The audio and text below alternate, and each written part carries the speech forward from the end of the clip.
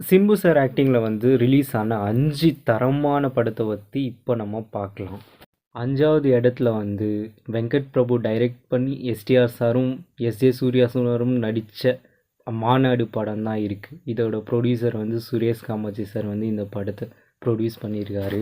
இந்த படம் வந்து 2001 ரிலீஸ் ஆகிருக்கு. இதில் வந்து எஸ்டிஆர் சாரும் எஸ்ஜே சூர்யா சாரும் சூப்பராக நடிச்சிருப்பாங்க. இந்த படத்தோட கதை என்னென்னா, எஸ்ஜே சூர்யா சார் வந்து சிஎம்மை கொல்றதுக்காக பிளான் பண்ணி எல்லாமே பண்ணிகிட்ருப்பாரு. நடுவில் சிம்பு சார் வந்து பூந்து எல்லாத்தையும் கெடுத்து விட்டு சிஎம் சாரை காப்பாற்றினாரா இல்லையா அப்படின்றது தான் இந்த படத்தோட கதை. இந்த படம் வந்து ஒரு டைம் லூப் மூவி. டைம் லூப்னால் ஒரே நாள் திரும்ப திரும்ப நடக்கிறது தான் டைம் லூப். ஃபர்ஸ்ட் ஹாப்பில் எக்கச்சக்கமான டைம் லூப்ஸ்லாம் வரும். அதை வெங்கட் பிரபு சார் வந்து சூப்பராக எடுத்திருந்தார். சிம்பு சாரை வந்து சேரில் கட்டி போட்டு ஒரு இடத்துல வச்சுப்பாங்க. அப்போ வந்து சிம்பு சார் ஒரு டைலாக் பேசுகிறார். அது வந்து சிங்கிள் ஷாட்லேயே அந்த டைலாகை வந்து மனுஷன் பேசி முடிச்சிட்டாரு. அந்த இடத்துல வந்து எஸ்ஏ சூர்யா சாரும் சிம்பு சார் செம்மையாக பர்ஃபார்மன்ஸ் பண்ணியிருப்பாங்க.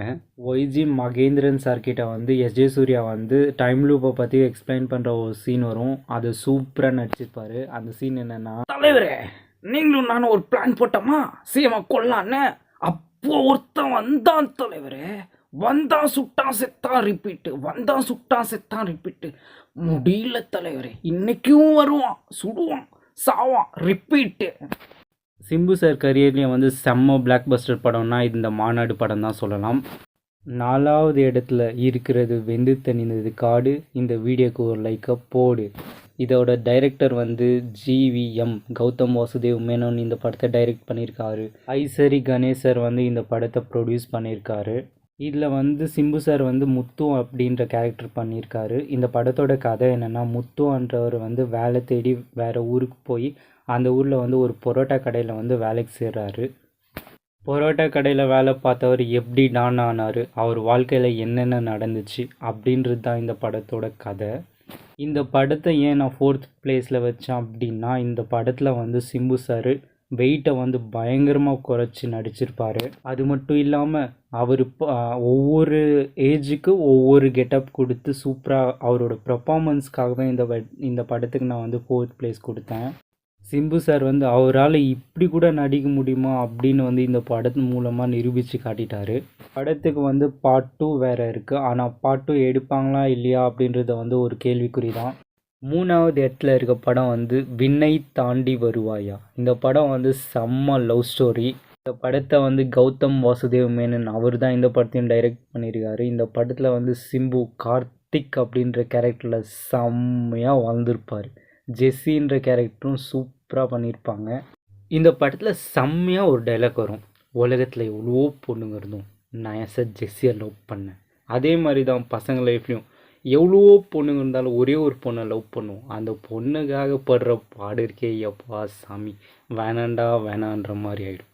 அதே மாதிரி தான் இந்த படத்தில் சிம்பு சாரும் வந்து ஒன்று பண்ணி வச்சுருப்பார். என்னென்னா, பொண்ணை தேடி கேரளாக்கே போயிடுவார் மனுஷன். இதுக்கு முன்னாடி ஜிஎம் டைரெக்ஷனில் வந்து சூர்யா சார் நடித்த படத்தில் வந்து இங்கே இருக்குது அமெரிக்கா, இங்கே இருக்குது இந்தியான்னு இந்தியாவிலேருந்து அமெரிக்கா போவாங்க. இதில் வந்து தமிழ்நாடுலேருந்து கேரளாக்கே கூப்பிட்டு போயிடுவார். சிம்பு இந்த படத்தில் வந்து செம்மையாக நடிச்சிருப்பார். ஒரு ஃபைட் சீன் வரும். அந்த ஃபைட் சீனில் ஒரு பாக்ஸர் மாதிரியே ஃபைட் பண்ணுவார். அந்த இடத்துல வந்து சிம்பு சார் வந்து செம்மையாக கலப்பியிருப்பார். இந்த படத்தில் ஒரு இடத்துல 2 இடத்துல இல்லை, எல்லா இடத்துலையும் எஸ்டிஆர் சார் அவரோட பெஸ்ட்டை வந்து சூப்பராக கொடுத்துருப்பார்.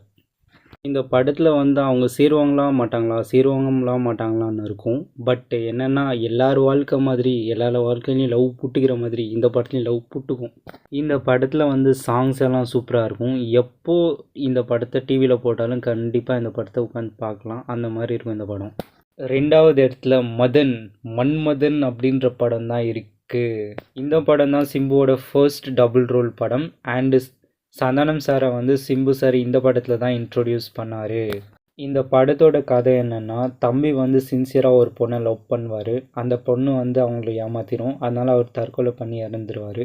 தம்பியோட சாவுக்காக பழி வாங்குறேன்னு சொல்லி சிம்பு சார் என்ன பண்ணுவார்னா, பொய் சொல்லி ஏமாத்துறாங்கள அந்த மாதிரி இருக்க பொண்ணுங்களை வந்து தேடி கண்டுபிடிச்சி அவங்கள கொன்னுடுவார்.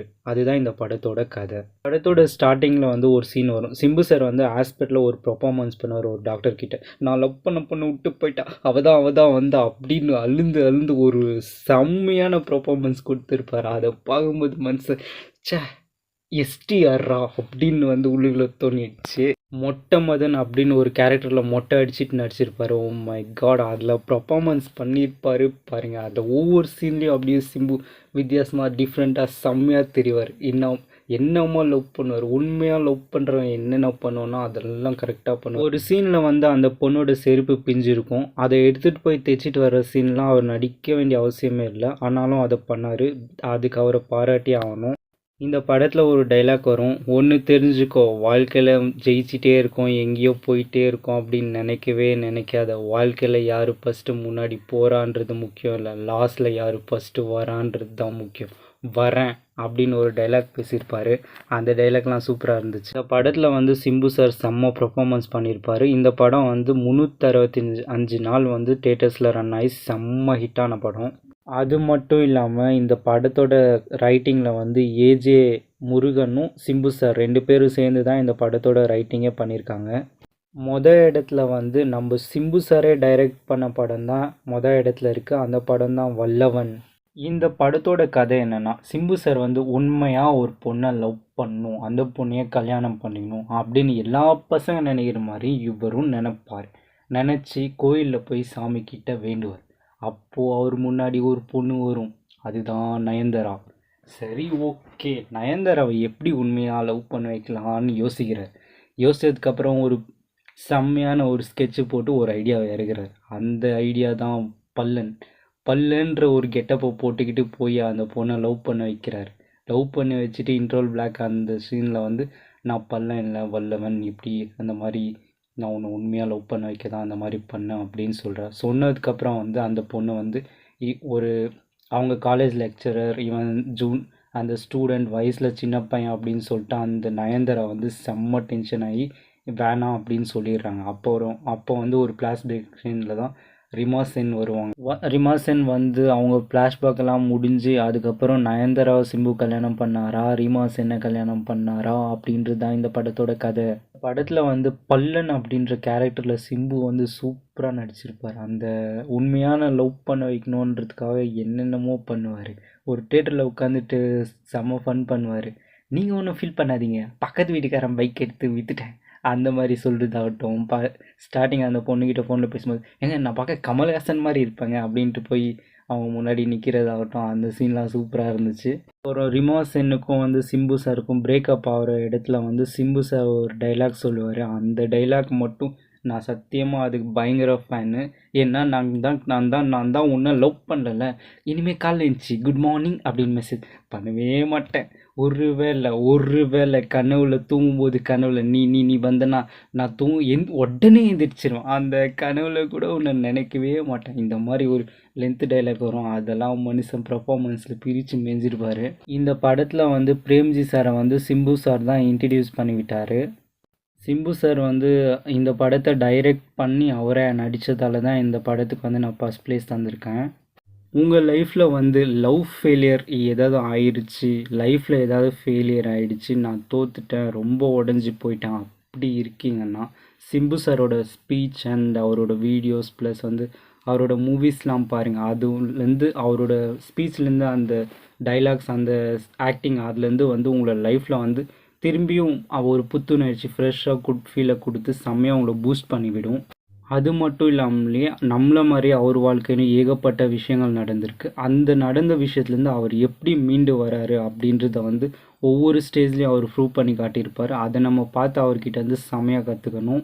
அண்டு சிம்பு சாரோட ஃபேன்ஸை பற்றி சொல்லணுன்னா, அவர் படம் நடித்தாலும் சரி நடிக்கலைனாலும் சரி வந்தாலும் சரி வராட்டியும் சரி, நீ எப்போ வேணா வா தலைவரே, உனக்காக நான் இருக்கேன் தலைவரேன்னு சிம்பு சாருக்காக நின்னவங்க அவங்க.